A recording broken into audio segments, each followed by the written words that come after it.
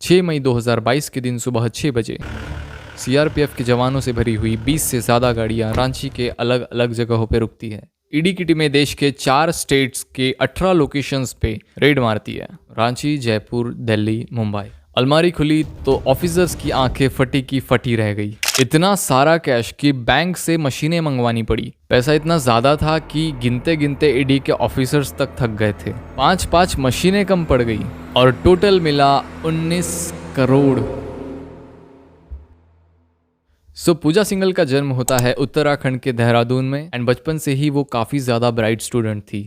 School में top, college में top, हर जगह मतलब उनका रैंक टॉप ही था। ग्रेजुएशन पूरा होने के बाद में उन्होंने यूपीएससी जैसे इंडिया के one of the toughest exam को अपने पहले अटेम्प्ट में क्रैक किया, वो भी सिर्फ 21 साल की उम्र में, जिसकी वजह से उन्हें लिम्का बुक ऑफ रिकॉर्ड्स में स्पेशल मेंशन किया गया as one of the youngest successful candidates in the history of examination. So after clearing UPSC उन्हें झारखंड कैडर मिलता है और अपने पहले ही पोस्टिंग में as an sub divisional officer in Hazaribagh एक रेड में वो इलीगल बुक रैकेट को पकड़ती है, जहां पर इलीगल तरीके से जो गवर्नमेंट्स की बुक है उनकी स्मगलिंग चल रही थी।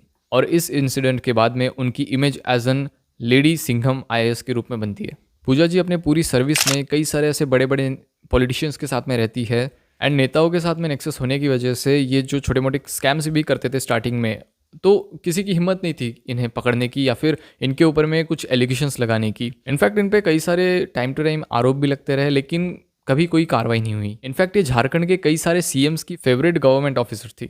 सो मिस पूजा की 2 शादियां हुई है। पहली शादी उनके बैचमेट आईएएस राहुल परवर से हुई थी और उनसे इन्हें 2 बेटियां हुई है, लेकिन कुछ family disputes and personal differences की वजह से ये शादी नहीं चल पाई एंड इनका डाइवोर्स हो जाता है। देन दूसरी शादी वो करती है एक बिजनेसमैन अभिषेक झा से, जिनसे वो जिम में मिली थी और इनका बहुत बड़ा रोल रहता है आगे वाले जो होने वाले स्कैम्स है ना उनमें। पहला मेजर स्कैम यहाँ पे निकल के आता है जब वो छतरा डिस्ट्रिक्ट की डेप्यूटी कमिश्नर थी, तब उनके ऊपर में एलिगेशंस लगते हैं कि 2 NGOs Prerna Niketan and welfare point को मुस्ली कल्टीवेशन के लिए उन्होंने 6 करोड़ रुपए एडवांस दिए थे, जो कि सिर्फ पेपर पे एग्जिस्ट करता था।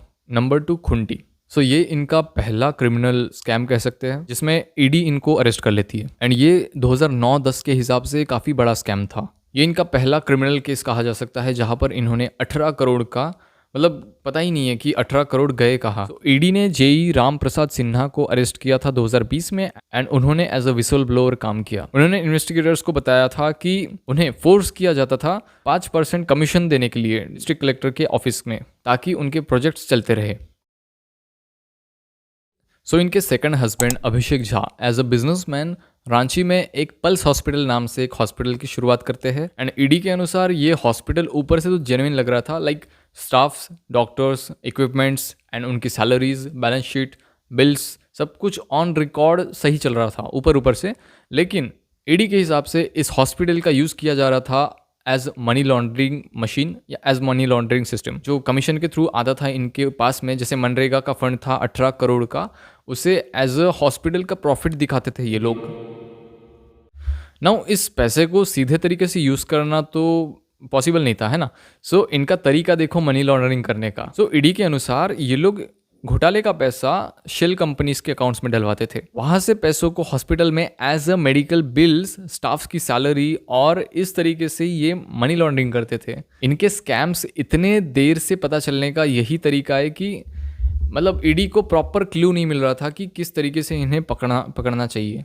कई सारे मिनिस्टर्स आए और उन्होंने ऐसा दावा किया कि हम लोग इसके ऊपर में जांच बैठाएंगे, लेकिन वो जांच सिर्फ पेपर पे एग्जिस्ट करती थी, आगे उसका कुछ क्या होता था हमें ही नहीं पता। एंड ऑफ कोर्स मिनिस्टर्स के साथ में इनके अच्छे संबंध होने की वजह से एंड सब कुछ पता होने के बावजूद कोई कुछ एक्शन नहीं ले सकता था। लेकिन ईडी की नज़र 2010-11 से इनके ऊपर में थी, जब से वो मनरेगा वाला स्कैम हुआ था ना, उसके बाद से। दिन आता है फरवरी 2022 का दिन एंड ईडी को एक इनपुट मिलता है कि घोटाले का पैसा सीए के घर पे छुपाया हुआ है। पूजा सिंघल और इनके हस्बैंड अभिषेक झा, इन दोनों का सेम सीए होता है, सीए सुमन कुमार। और जब ईडी ने छापा मारा सीए के घर पे तो उनके होश उड़ गए। इनके सीए के घर से ही 19 करोड़ रुपए कैश मिला है।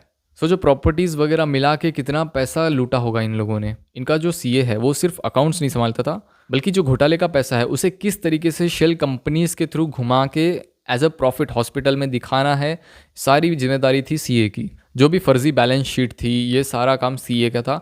एंड सीए के घर से काफ़ी सारे प्रॉपर्टी के पेपर्स भी मिले हैं एंड 2-3 लग्जरी का गाड़ियाँ भी मिली है।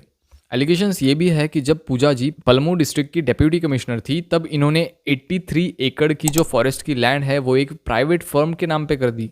सोच कर देखिए कि लगभग 100 एकड़ की ज़मीन किसी प्राइवेट कंपनी के नाम पे करने के लिए इन्हें कितनी ज़्यादा रिश्वत मिली होगी।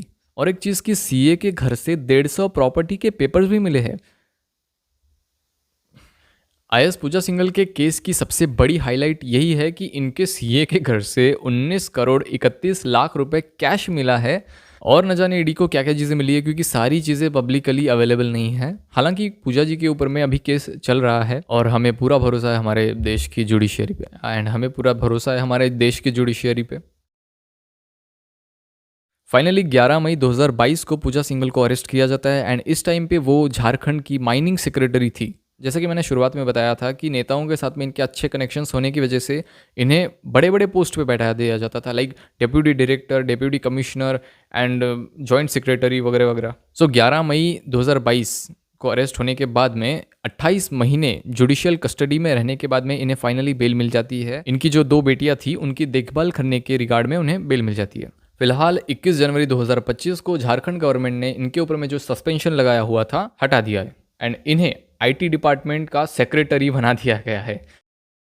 हालांकि ईडी ने इसका काफ़ी विरोध किया है, बट कोर्ट ने इसे खारिज किया है, कहते हुए कि ये स्टेट गवर्नमेंट का मैटर है, हम लोग इसमें कुछ नहीं कर सकते।